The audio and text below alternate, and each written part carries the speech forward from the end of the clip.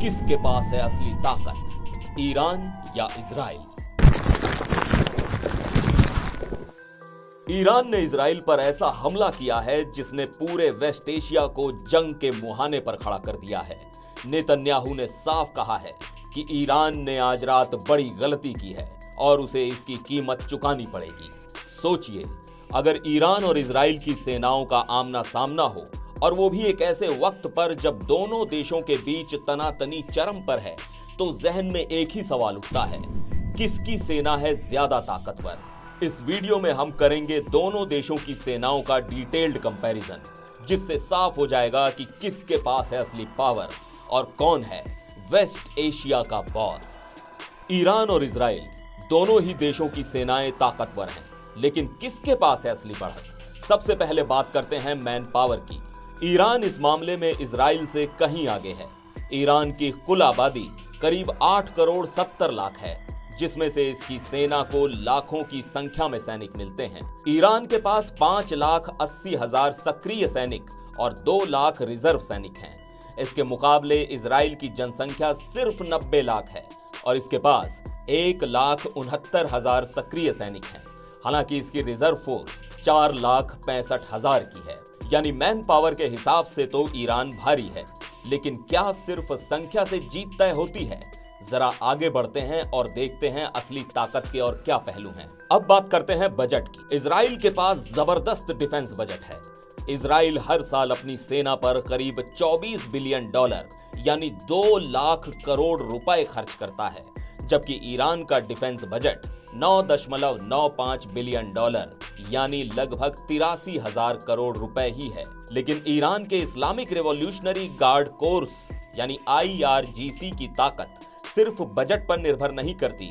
Foundation for defence of democracies के मुताबिक IRGC की तेहरान स्टॉक एक्सचेंज में बड़ी हिस्सेदारी है और ये सेना अंडरग्राउंड इकोनॉमी का भी हिस्सा है, जिससे ये अपनी आय के और स्रोत जुटा लेती है। यानी रक्षा बजट में कमी के बावजूद ईरान की सेना को फंडिंग के दूसरे स्रोत मिलते रहे हैं। जब बात एयरफोर्स की हो तो यहाँ इजराइल का पलड़ा भारी है।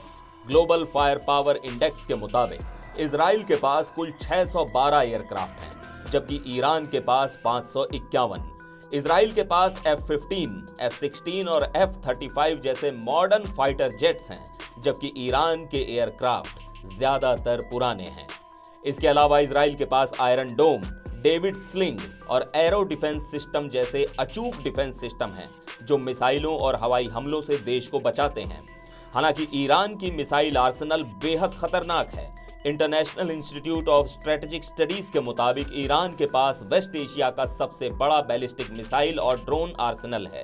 इनके पास ऐसी मिसाइलें हैं जो 2000 किलोमीटर तक मार कर सकती हैं और ये इजराइल तक बड़े आराम से पहुंच सकती हैं, जैसा कि पिछले हमलों में हम देख ही चुके हैं। अब बात करें जमीनी ताकत की। टैंक्स में भी ईरान आगे है। ईरान के पास 1996 टैंक हैं, जबकि इजराइल के पास 1370। लेकिन इजराइल के मेरकवा टैंक्स को दुनिया के सबसे मजबूत और अत्याधुनिक टैंक्स में से एक माना जाता है। हालांकि ज्यादा टैंक होना जीत की गारंटी नहीं होती। असली फर्क उनकी गुणवत्ता और रणनीति में होता है, जिसमें इजराइल को बढ़त मानी जाती है। जहां तक नेवी का सवाल है, ईरान के पास 19 पनडुब्बियों के साथ 101 जहाजों का बेड़ा है, जबकि इजराइल के पास केवल 67 जहाज और 5 पनडुब्बियां हैं। लेकिन हाँ, छोटे बोट अटैक्स में ईरान माहिर है।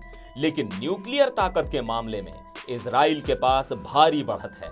Stockholm International Peace Research Institute के मुताबिक इजराइल के पास लगभग 80 न्यूक्लियर वेपन्स हैं, जिनमें से 30 को एयरक्राफ्ट और 50 को जेरिको 2 बैलिस्टिक मिसाइल्स के जरिए दागा जा सकता है। दूसरी तरफ ईरान ने अब तक न्यूक्लियर हथियारों का विकास नहीं किया है, लेकिन उसका न्यूक्लियर प्रोग्राम हमेशा से चर्चा में रहा है और दुनिया को इस बात की चिंता है कि अगर उसे न्यूक्लियर वेपन्स मिल गए तो इसका परिणाम क्या होगा। ईरान की असली ताकत सिर्फ उसकी सेनाओं तक सीमित नहीं है, लेकिन ईरान का असली ट्रम्प कार्ड है उसके प्रॉक्सी फोर्सेस, जिसे एक्सिस ऑफ रेजिस्टेंस के नाम से जाना जाता है। इसमें लेबनान में हिजबुल्ला, गाजा में हमास, यमन में हूती विद्रोही और सीरिया इराक मिलिशिया ग्रुप शामिल हैं। युद्ध की स्थिति में ये सभी ग्रुप्स ईरान का साथ देंगे और उसे एक बड़ी बढ़त दिलाएंगे। ब्रूकिंग्स फॉरेन पॉलिसी के मुताबिक ये प्रॉक्सी मिलिशिया ईरान के लिए एक सुरक्षा कवच का काम करते हैं और इसका प्रभाव पूरे मध्य पूर्व में फैला हुआ है। अभी हालात किस ओर जाएंगे ये कहना मुश्किल है, लेकिन इतना तय है कि ये जंग सिर्फ दोनों देशों के बीच नहीं रहेगी, इसमें पूरा वेस्ट एशिया धधक सकता है। तो ये था ईरान और इजराइल की मिलिट्री का कंपैरिजन। आपकी क्या राय है?